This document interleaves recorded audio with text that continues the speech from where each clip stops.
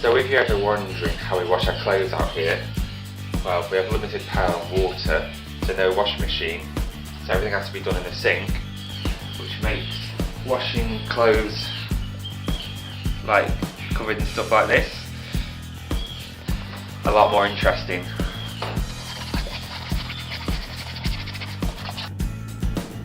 There is a relaxed feeling on the island, but suddenly the terns abandon the colony heading out to sea. This behaviour, known as a dread, is a response to the threat of predation. Ravens and gulls are generally mobbed as they pose little threat to adults, so its likely candidate is a peregrine. However, on closer inspection things are not quite as they seem.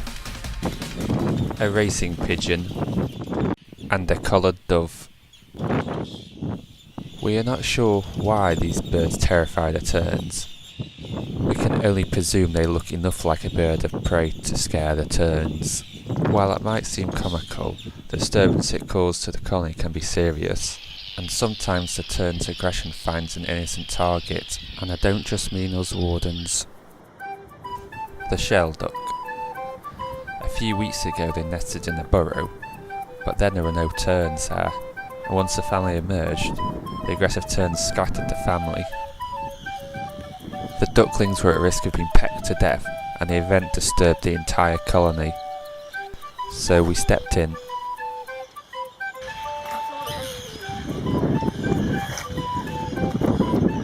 We rounded them up and released them where Mum and Dad could see them.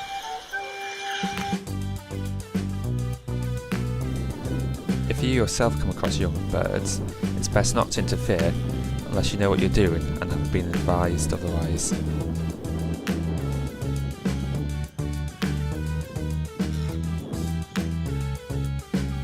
And you'll be glad to know they all survived.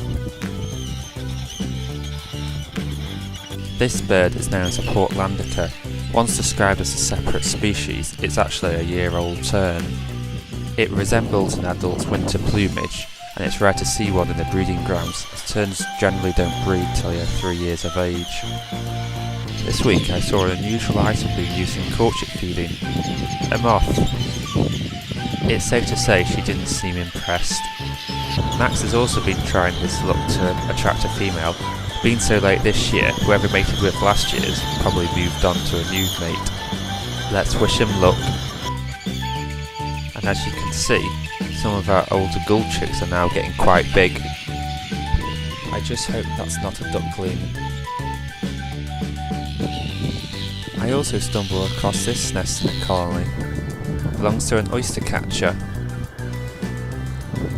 Although I'm cautiously optimistic about it, as this wading bird has caused significant predation in the colony before.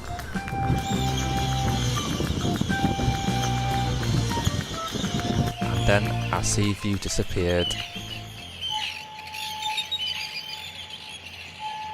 This is literally all we could see for a few days.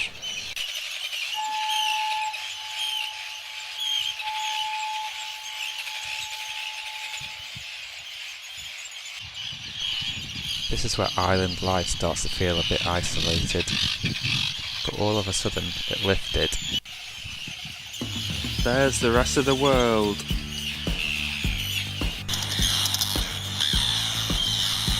Across the colony we've put up several enclosures. Within these are our study nests.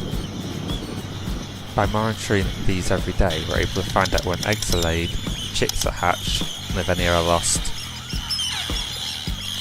All this data helps us work out the colony's productivity for the season.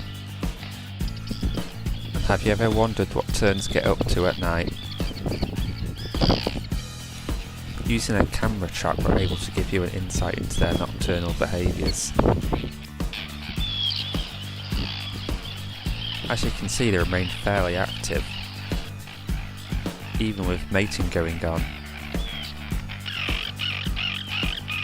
So I never actually showed you guys the basement.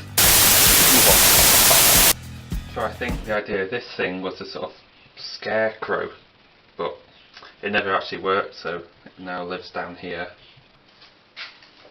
And then here we're able to find out how much power we have left in the batteries and the solar panels. So 87.6. I check this every day to make sure we don't suddenly run out. Again, thank you for watching. If anyone has any questions, please feel free to leave them in the comment section. I'll try to answer them in a future video. But don't forget to like and subscribe, and hopefully I'll see you again next time. Bye!